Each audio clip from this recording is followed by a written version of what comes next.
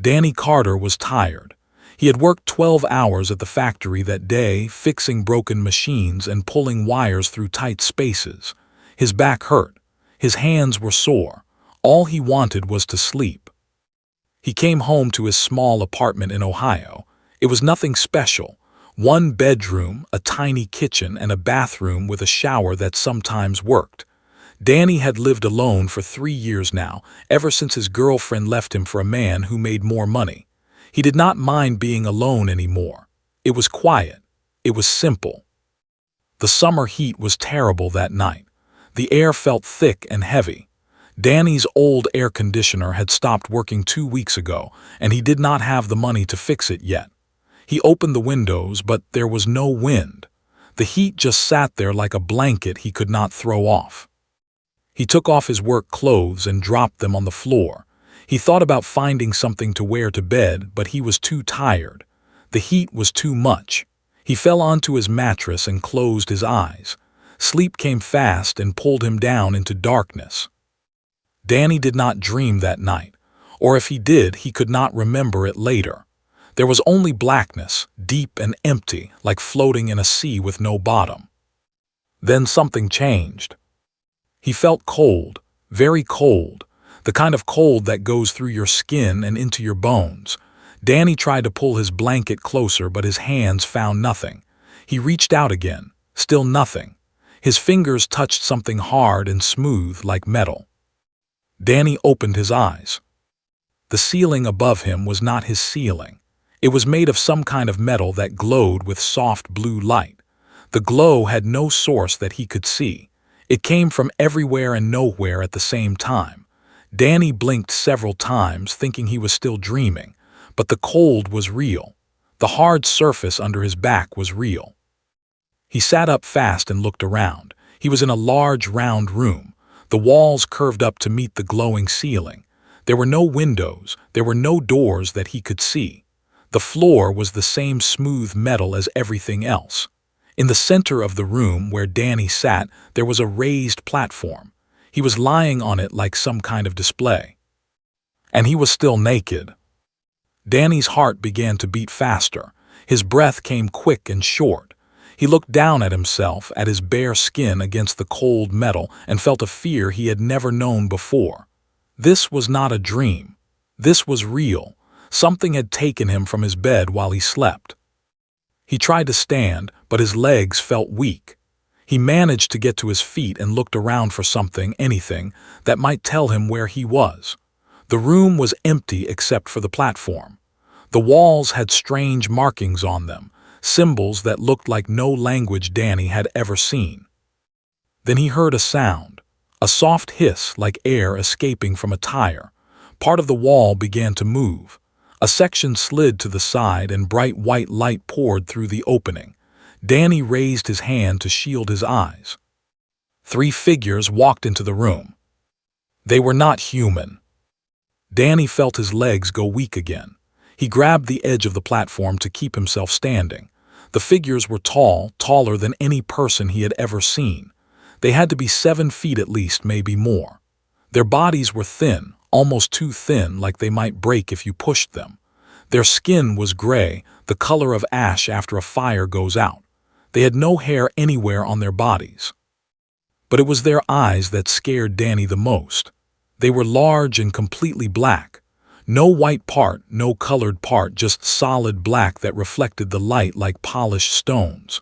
When they looked at him, Danny felt like they were seeing everything, every thought in his head, every secret in his heart.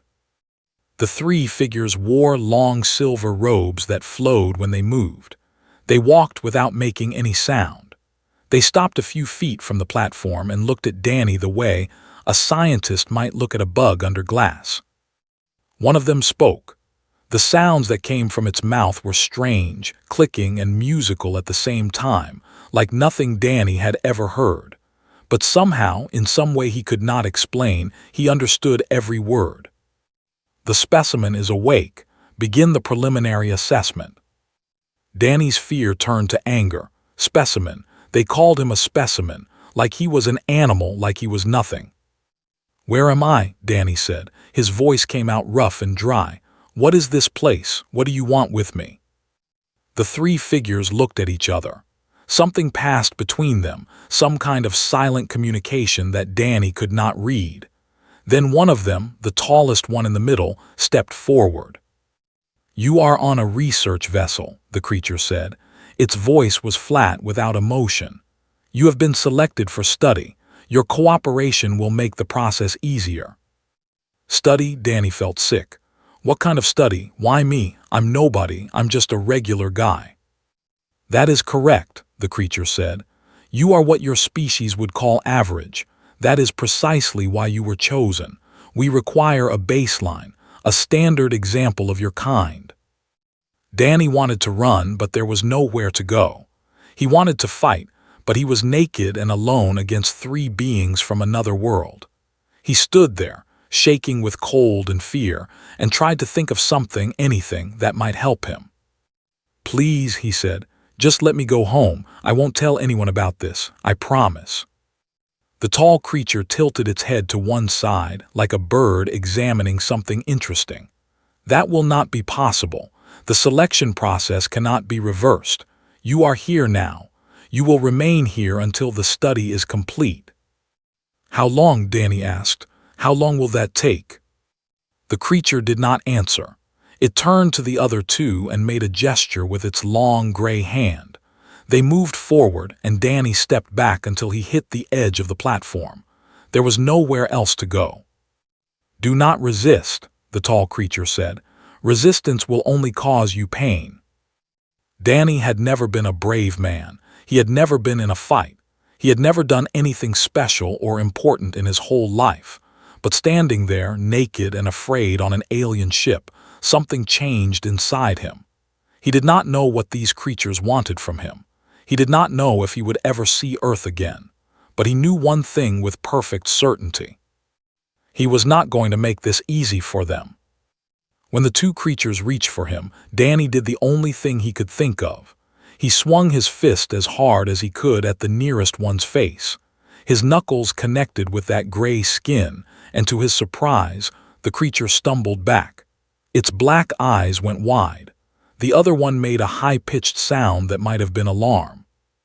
The tall one in the silver robe watched all of this with what looked like interest.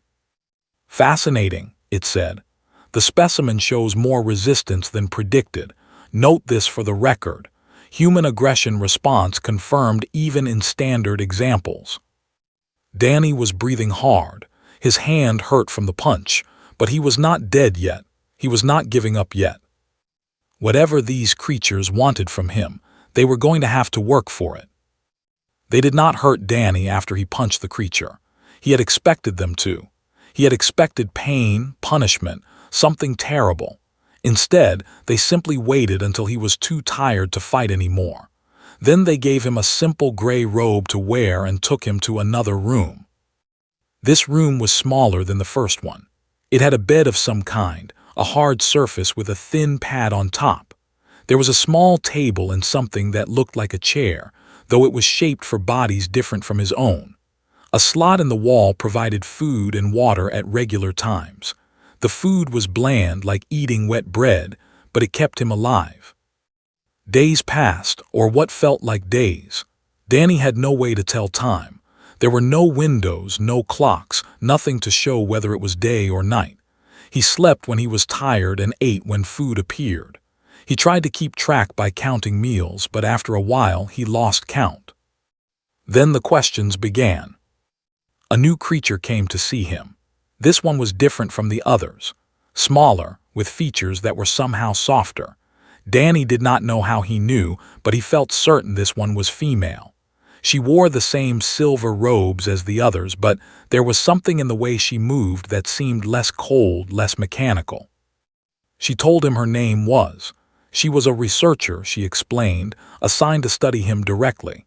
She would be his guide during his time on the ship. "How long will that be?" Danny asked.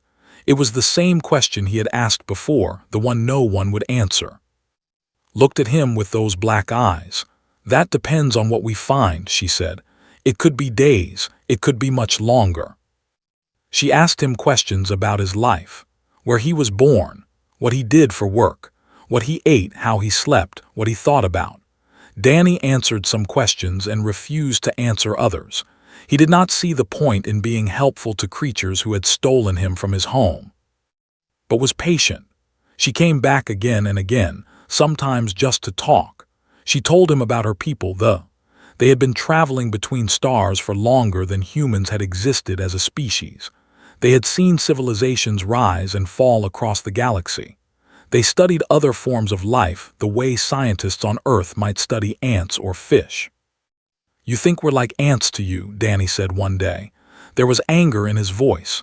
"Just bugs to watch and poke." Thought about this before she answered. "In some ways, yes," she admitted. "Your species is very young. You have only had technology for a few hundred of your years. They have had it for hundreds of thousands. The gap between us is vast." "Then why study us at all?" Danny asked. "If we're so far below you, why bother?" Was quiet for a long moment. Then she touched a panel on the wall and a screen appeared in the air between them. It showed images that Danny did not understand at first. Charts, graphs, numbers that meant nothing to him. "This is data we have collected on your species over the past 50 of your years," said. "We have been watching Earth for much longer than that, but these past decades have been different. Something is changing in your kind." Danny looked at the floating screen. "Changing how?" "Your biology is shifting," said. "Your DNA, the code that makes you what you are, is different now than it was just a few generations ago. Small changes, tiny mutations that would mean nothing by themselves, but together they form a pattern." She moved her hand and the images changed. Now Danny saw something that looked like a twisted ladder, the shape he remembered from school. DNA. But there was something else in the image, something glowing faintly among the twisted strands. "We do not know what this is," said. "It is not something we have seen in any other species. It is not natural mutation. It is not disease. It is something else, something that seems to be waking up inside your kind." Danny felt cold again, though the room was not cold. "Waking up, what does that mean?" "Evolution," said, "but not the kind that takes millions of years. Your species is changing fast, faster than anything we have ever recorded. In a few more generations, humans could be very different from what they are today." "Different how?" Looked at him. In her black eyes, Danny thought he saw something that might have been wonder or fear. He could not tell which. "That is what we are trying to understand," she said. "That is why you are here. You are average, Danny Carter. You are what most humans are right now. By studying you, we hope to understand what all humans might become." Danny sat in silence for a long time after left. He thought about his life back on Earth. His small apartment, his boring job, his empty weekends. He had always thought he was nothing special, just another face in the crowd, just another man trying to get through each day. Now he was being told that something inside him, something inside all humans, was different, special, maybe even dangerous.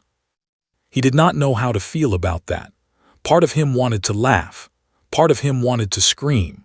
Part of him wanted to grab and shake her and demand real answers, not vague talk about evolution and patterns. But mostly, he felt scared. Not for himself, but for everyone back home. 8 billion people going about their lives, working and loving and fighting and dying, with no idea that something was happening to them. Something that worried creatures who had been watching the stars for longer than mountains had existed on Earth. The next time came to his room. Danny was ready with questions of his own. "What happens if you figure it out?" he asked. "What happens when you understand what's changing in us?" Did not answer right away. She seemed to be thinking, choosing her words carefully. "They are part of a larger community," she finally said. "A council of many species who have achieved the ability to travel between stars. This council has rules, guidelines for how to deal with younger species like yours." "What kind of guidelines?" "Species that might become a threat are dealt with before they can cause harm," said. Her voice was flat, but Danny heard something underneath it. Sadness, maybe, or regret. Dealt with, Danny repeated. You mean killed, you mean wiped out. Did not deny it. She just looked at him with those impossible black eyes. I am telling you this because I believe you deserve to know, she said. The council will learn of our findings. They will make a decision, and that decision will affect every human on your planet.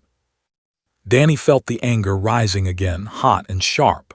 So you're saying you might kill all of us, 8 billion people, children, families, everyone, because of something we don't even know is happening.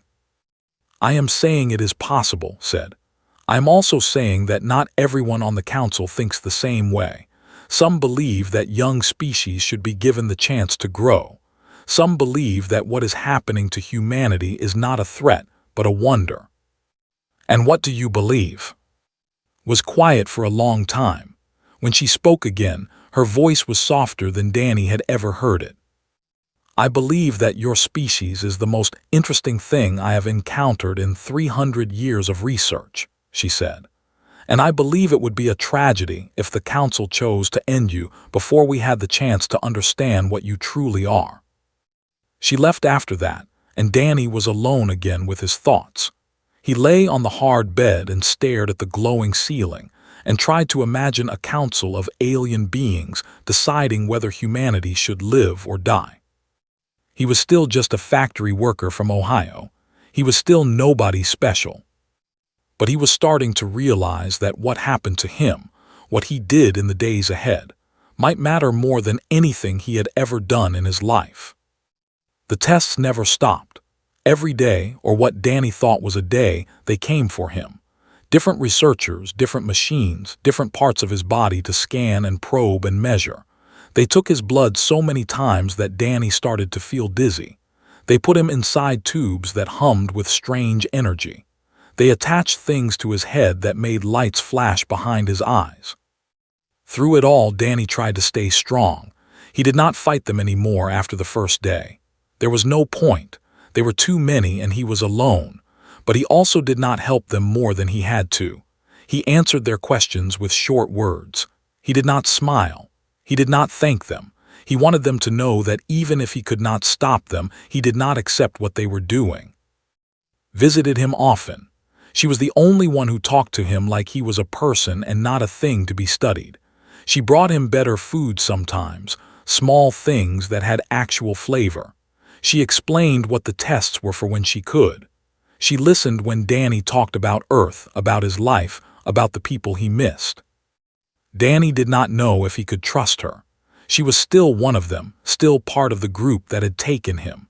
But she was the only friend he had in this place, if he could call her a friend at all. One day the routine changed. 2 guards came to his room earlier than usual. They told him to come with them, and their tone made it clear that refusing was not an option. Danny put on his gray robe and followed them through corridors he had not seen before. The ship was huge, much bigger than he had imagined. They walked for what felt like half an hour before they reached a set of massive doors. The doors slid open, and Danny stepped into the largest room he had seen yet. It was some kind of observation chamber.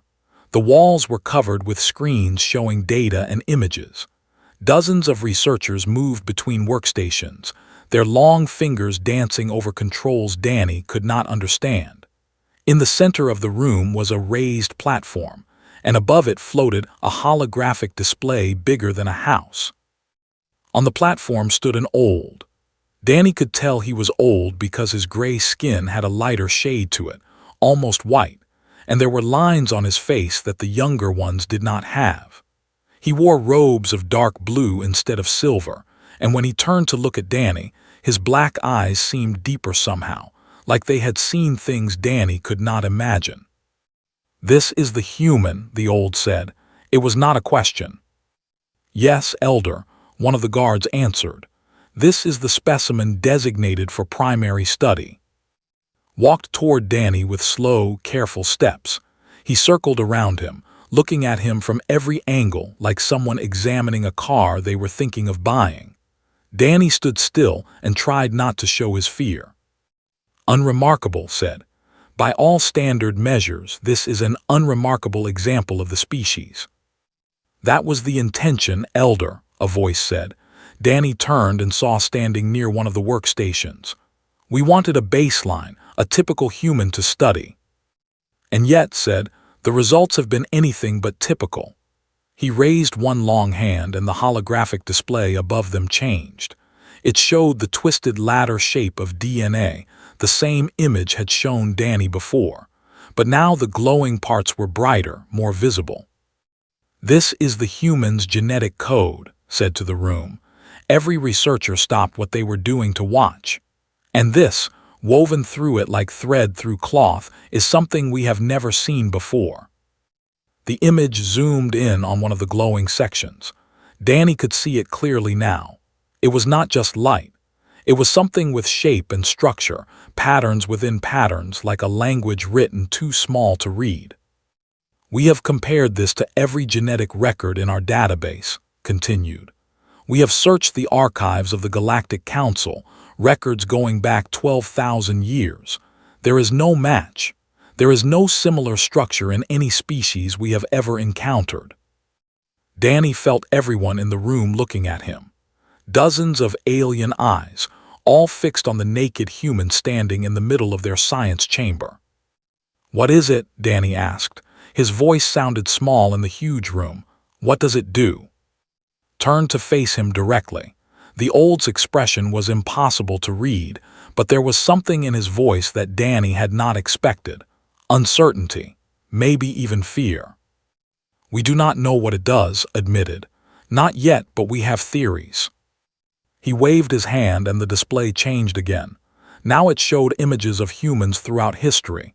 Cave paintings, ancient temples, machines, cities, rockets launching into space. Your species is young, said.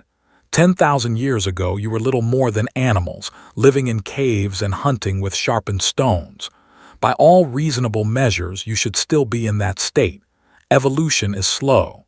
Change takes millions of years. The images kept changing. Computers, satellites, the space station floating above Earth. But you did not stay in the caves. You built cities. You created language and art and science.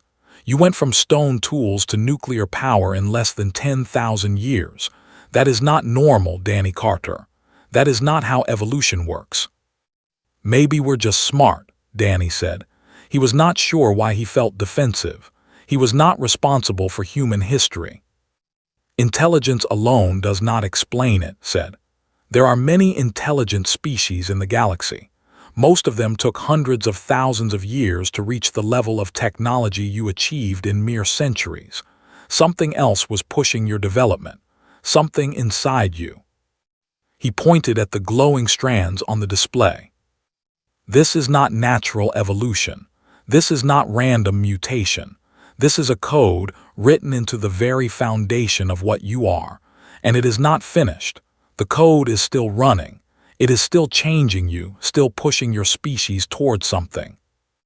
Toward what? Danny asked. His black eyes reflected the glow of the holographic display. That is what we are trying to determine, but I will tell you what I believe.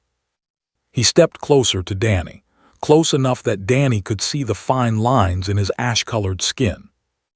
I believe your species was designed, said, not by evolution, not by your gods, but by something far older than us, something that existed before the first opened its eyes, something that planted this code in your ancestors and then waited. Waited for what?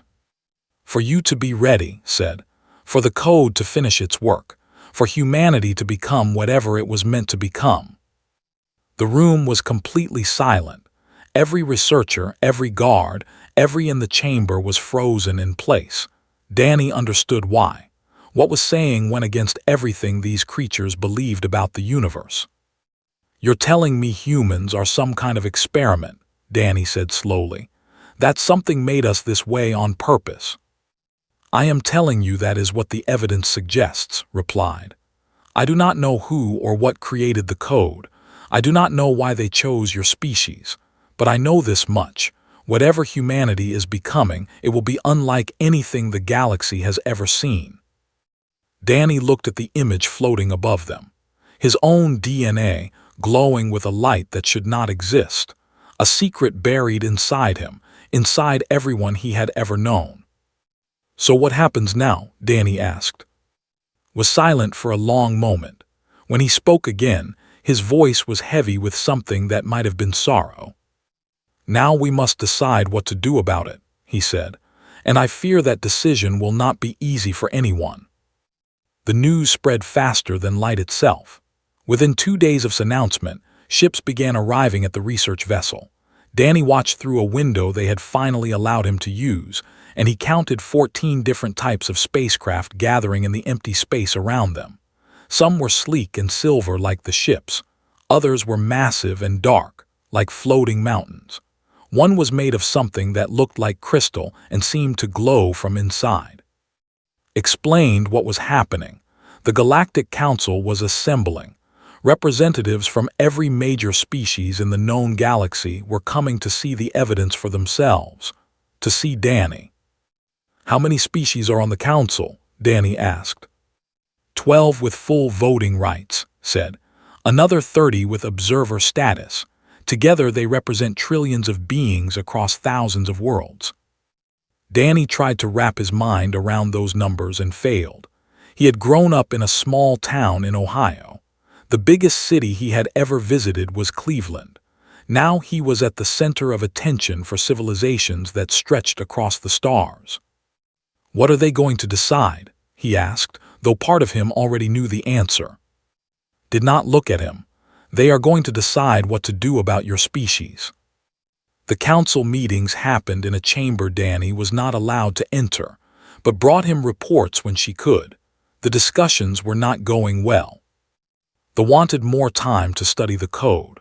They argued that understanding it could bring benefits to all species. Maybe the key to rapid advancement lay hidden in human DNA. Maybe it could be unlocked and shared. But others disagreed. A species called the believed humanity was too dangerous to leave alone. They pointed to human history, to the wars and weapons and destruction. If humans could do such damage to their own world with primitive technology, what would they do when the code fully awakened? What would they do when they had power to match their ambition? The beings of pure energy who had given up physical form thousands of years ago worried about something else entirely. They had detected the code before anyone else, they claimed. They had felt it like a vibration in the fabric of space itself. Whatever had created it was still out there, still watching. By allowing humanity to continue, the council might be drawing the attention of something far beyond their ability to control. Day after day, the debates continued. Danny sat in his small room and waited. He had never felt so helpless in his life. The fate of everyone he had ever known was being decided by creatures who saw humans as nothing more than a problem to be solved. Then brought him to meet someone. His name was, and he was some kind of official in the government. Unlike the other researchers, did not seem interested in the science. He looked at Danny the way a businessman might look at an asset, something to be valued and possibly traded. "You have caused quite a disruption," said. "A simple factory worker from an obscure planet, and now the entire council is arguing because of you." "I didn't ask for any of this," Danny replied. "No, you did not, but here we are," folded his long hands in front of him. "I want you to understand the situation clearly. There are factions on the council who believe the safest course of action is to eliminate the threat before it can grow." "You mean kill us," Danny said. 8 billion people. "Yes," showed no emotion. "It has been done before with other species that were deemed too dangerous. The council has the means to sterilize a planet completely. Your kind would simply cease to exist." Danny felt sick. He thought of his mother still living in the house where he grew up. He thought of his friends, his neighbors, all the people he had known throughout his life. All of them gone, erased like they had never existed. "How can you even consider that?" Danny's voice was shaking now. "We haven't done anything to you. We didn't even know you existed until you took me." That is precisely the concern, said. You did not know we existed, yet you have been changing, growing, becoming something new. What happens when you do know? What happens when humanity reaches the stars and discovers you are not alone? What will you do then? We would want to learn, Danny said, to explore, to meet other species and understand the universe. Would you? Leaned forward. Your own history suggests otherwise. When your people discovered new lands, they conquered them. When you encountered others different from yourselves, you enslaved them or destroyed them. This is the pattern of human behavior throughout your recorded history. Danny wanted to argue. He wanted to say that humans had changed, that they had learned from their mistakes. But the words stuck in his throat because he knew they were not entirely true. Humans still fought wars. Humans still hurt each other. For all their progress, they had never truly left their violent past behind. So that's it, Danny asked quietly. You're going to kill us because of things that happened hundreds of years ago. Was silent for a moment. The vote has not happened yet. There are those on the council who argue for patience, for understanding, has been quite vocal in her support for your species. Danny looked at. She stood by the wall, her black eyes unreadable. I have spoken to the council, she said. I have shown them everything we have learned about humanity. Not just the wars and destruction, but the other things too. Your art, your music, the way you love each other, the way you sacrifice for each other, the way you keep trying, keep hopping, even when everything seems impossible. And did they listen? Danny asked. Some of them said, enough to delay the vote at least, but I do not know if it will be enough to change the outcome. Stood up. The vote will happen in 3 of your days. The council will decide then. I suggest you use the time to prepare yourself for whatever comes. After left, Danny sat in silence for a long time, stayed with him. Why do you care? Danny finally asked. You're not human, this doesn't affect you. Why are you fighting for us? Moved to sit beside him. For a creature so different from him, she seemed almost familiar now, almost like a friend. I have spent my entire life studying other species, she said. I have seen civilizations that lasted for millions of years, stable and unchanging. I have seen species so advanced that they make them look like children, but I have never seen anything like humanity. What do you mean? You are flawed, said. Violent, selfish, short-sighted. You destroy your own world and hurt each other for reasons that make no sense. By any rational measure, you should have gone extinct long ago. Danny laughed bitterly. Thanks for the support. But you did not go extinct, continued. Despite everything, despite all your flaws, you survived. You grew. You reached for the stars even when you could barely keep yourselves alive. There is something in your species that refuses to give up, refuses to accept defeat. I do not know what to call it. Stubbornness, maybe, or hope. She looked at Danny with those alien eyes. That is why I am fighting for you.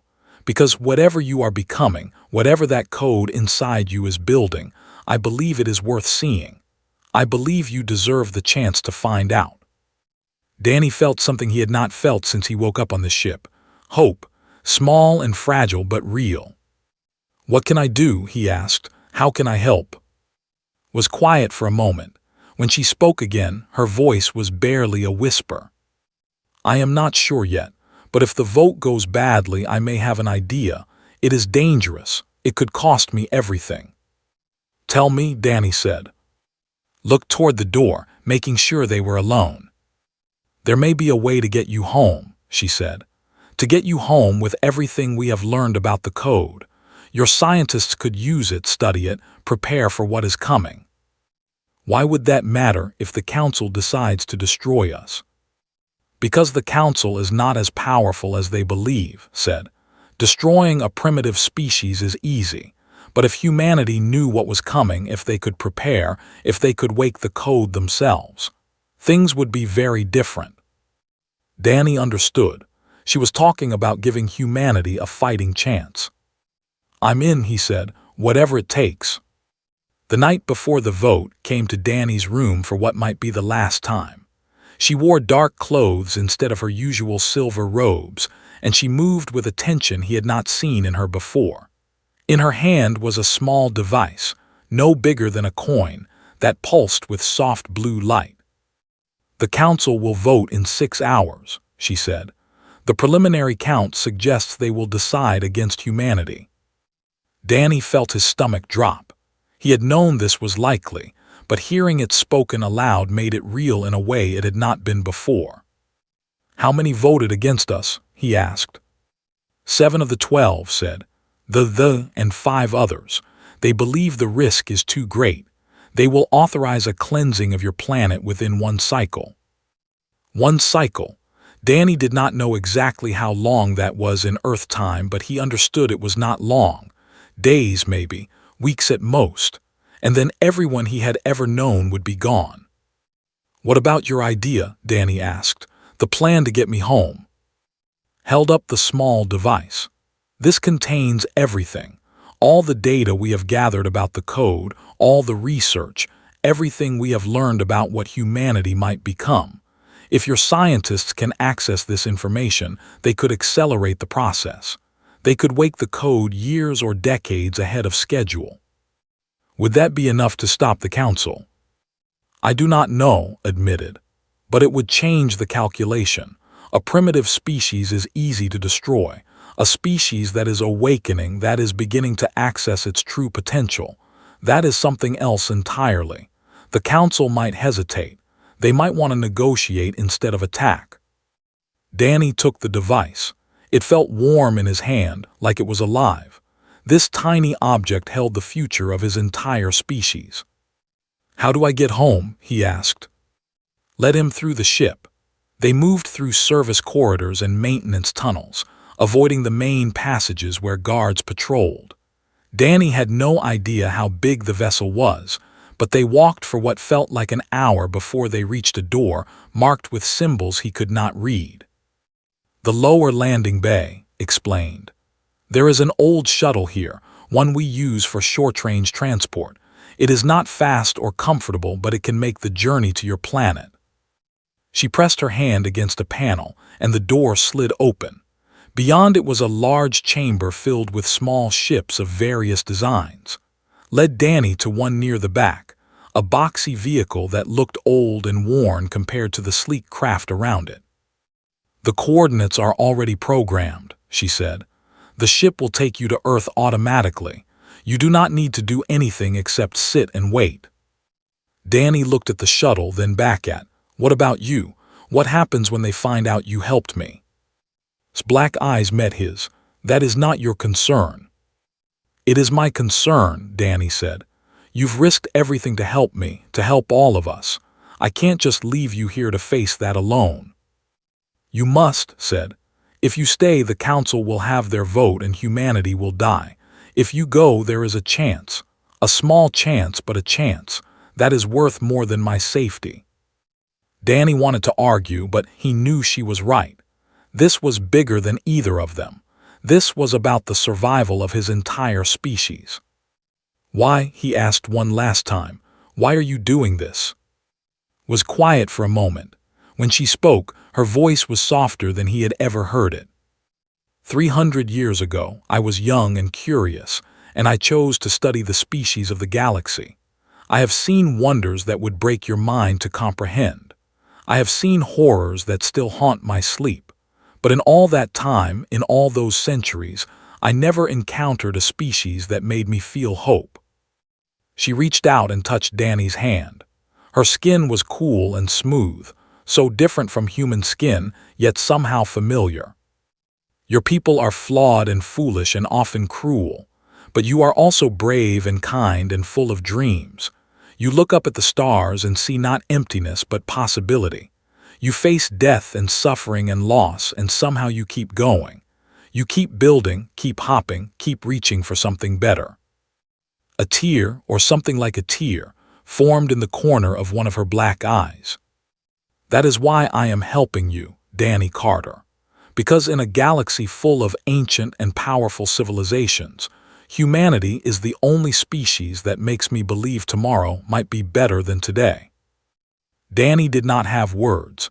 He pulled into an embrace, holding her thin frame against his own.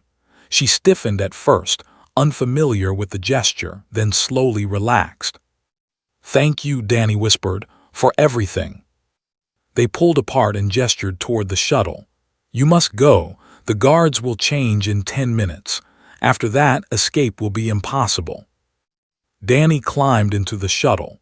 The interior was simple, just a seat and a control panel with buttons he did not understand, but had said it would fly itself, and he had to trust her. "Goodbye," he said. "Goodbye, Danny Carter." She stepped back from the shuttle. "Tell your people what is coming. Tell them to prepare. Tell them they are not alone in the universe, and not everyone out here wishes them harm." She pressed a button on her wrist, and the shuttle's engines hummed to life. The craft lifted off the floor and turned toward a large door at the far end of the bay. The door began to open, revealing the blackness of space beyond. Danny looked back one last time, stood alone in the bay watching him go. She raised one hand in farewell. Then the shuttle shot forward, and the stars swallowed him whole. The journey took 3 weeks. 3 weeks of sitting in a small metal box, eating emergency rations that tasted like cardboard, sleeping on a hard seat that was not designed for human bodies.